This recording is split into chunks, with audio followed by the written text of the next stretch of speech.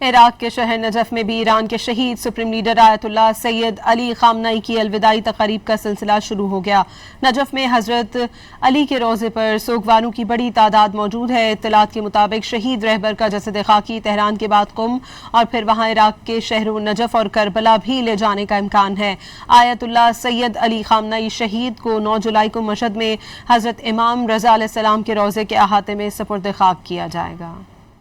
عراق کے شہر نجف میں بھی ایران کے شہید سپریم لیڈر آیت اللہ سید علی خامنئی کی الوداعی تقاریب کا سلسلہ شروع ہو گیا۔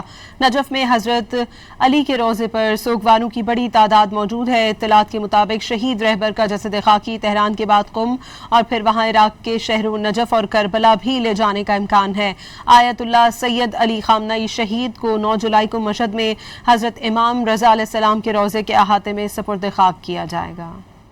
عراق کے شہر نجف میں بھی ایران کے شہید سپریم لیڈر آیت اللہ سید علی خامنئی کی الوداعی تقاریب کا سلسلہ شروع ہو گیا۔ نجف میں حضرت علی کے روضے پر سوگواروں کی بڑی تعداد موجود ہے۔ اطلاعات کے مطابق شہید رہبر کا جسد خاکی تہران کے بعد قم اور پھر وہاں عراق کے شہروں نجف اور کربلا بھی لے جانے کا امکان ہے۔